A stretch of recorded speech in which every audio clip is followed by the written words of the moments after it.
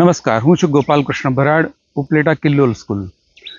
જો આપણું કે આપણા પડોશનું કે સંબંધીનું બાળક ધોરણ 5 અને 8માં હોય તો આ વિડીયો અચૂક એટલા માટે જોજો કે 1 લાખ રૂપિયા સુધીનો ફાયદો આમાં થઈ શકે એવું છે. ગુજરાત સરકારે CET નામની એક્ઝામ ચાલુ કરી છે, જે ધોરણ 5ના વિદ્યાર્થી આપી શકે છે, અને જ્ઞાન સાધના પરીક્ષા છે એ ધોરણ 8ના વિદ્યાર્થી આપી શકે છે જે RTEમાં ભણતા હોય. આ વર્ષે ગુજરાત સરકારના RTEમાં ભણતા 8મા ધોરણના 5 લાખ વિદ્યાર્થીઓ પરીક્ષા આપી, અને આ પરીક્ષા જે છે એ 120 માર્કની હોય છે. આખા ગુજરાત સરકારમાં જે પરિણામ જાહેર થયું એ 120માંથી 60 લઈ આવનારા બાળકોનું પરિણામ છે માત્ર 10%. એની સામે આપણી કિલ્લોલ શાળાનું પરિણામ છે 75%.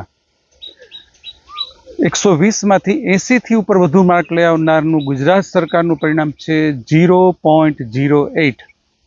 એની સામે આપણી કિલ્લોલ શાળાનું પરિણામ છે 25%.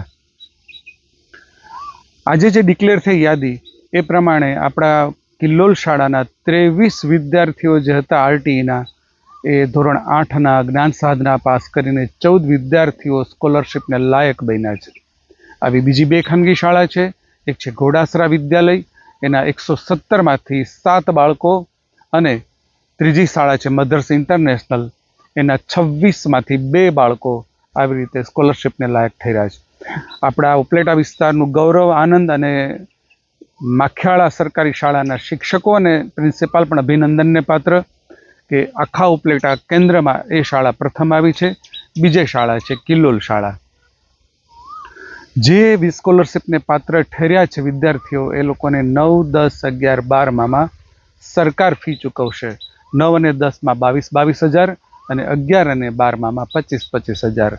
જો ગ્રાન્ટેડ સ્કૂલમાં એડમિશન લેવામાં આવે તો 9 અને 10માં 6,000 અને 11 અને 12માં 7,000 સરકાર તરફથી સ્કોલરશિપ મળશે.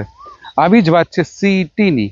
CETમાં અમારો વિદ્યાર્થી છે અભિનવ જીતેન્દ્રભાઈ સોલંકી, એ મેદાનમાં રહી ગયો. એને પાટણ રક્ષાશક્તિ સ્કૂલમાંથી ઓફર પણ આવી ગઈ.